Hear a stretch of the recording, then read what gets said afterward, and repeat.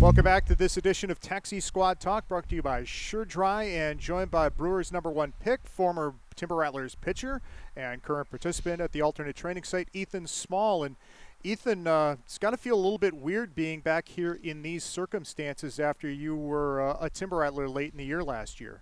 Right. I don't think anybody saw this coming, with the whole pandemic breaking out. But I will say this, it's good to be back here in a great city, and with the weather shaping up to be like it is, it's really fun to play baseball right now. Yeah, I've been talking with a lot of guys about how it's so weird that we've had such great weather for this alternate training site. But, when last year or in past years when the team is home, it always seems like we're dodging raindrops, or it's really nice when we're on the road. But yeah, the weather has really helped you guys get some work in up here.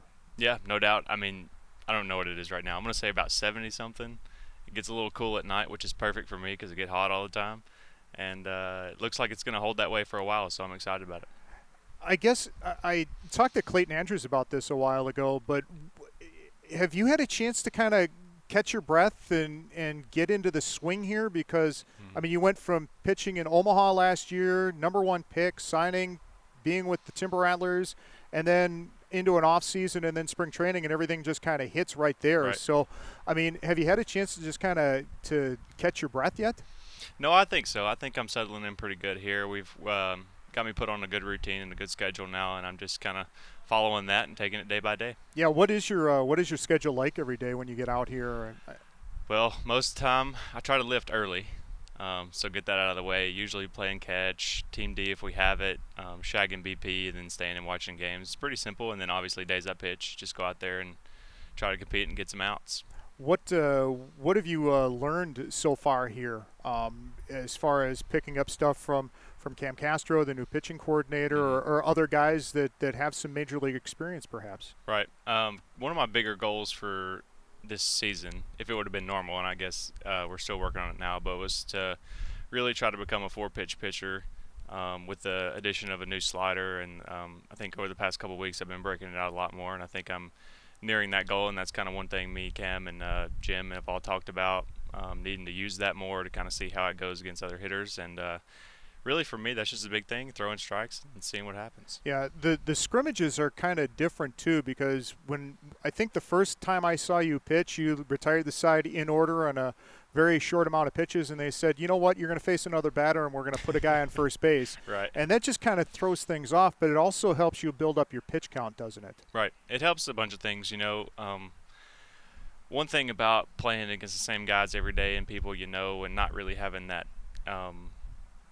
competitive, like, we need to make a playoff push atmosphere is, you want to try to create as much chaos as you can. And for us as pitchers, we need to be able to deal with that and handle it. So if any of us go up to the big leagues, we can play and help the big team win. As a Timber Rattler last year, I know you only made a few starts on Fridays down towards the end of the season, but what was maybe one of your highlights as a Timber Rattler last year? I think just getting, really the highlight of it all was just getting to know the guys, getting a little bit different feel of pro ball than college ball, and just kind of falling into that and getting used to it, and just, like I said, going out here and competing every day and enjoying it.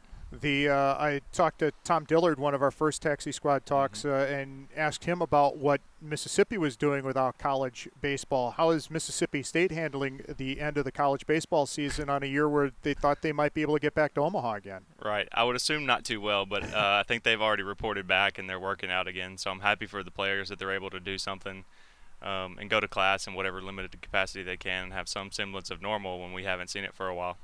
Talked to Zach Brown also about the automated umpire. What have you thought about the automated umpire? Can I ask you what he said about it?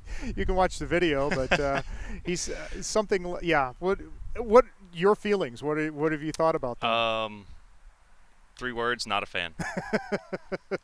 Can't argue with the computer, right? No, you cannot. So, but the whole the TrackMan and the automated strike zone, that's a tool though that that they can show you and help you along to help develop the game though, right? Oh, absolutely. It has its uses. I just don't think it's good for calling balls and strikes. I'll let Nestor know that you like it when he's behind the plate. I told Nestor, best umpire ever. That sounds great. Ethan, last thing.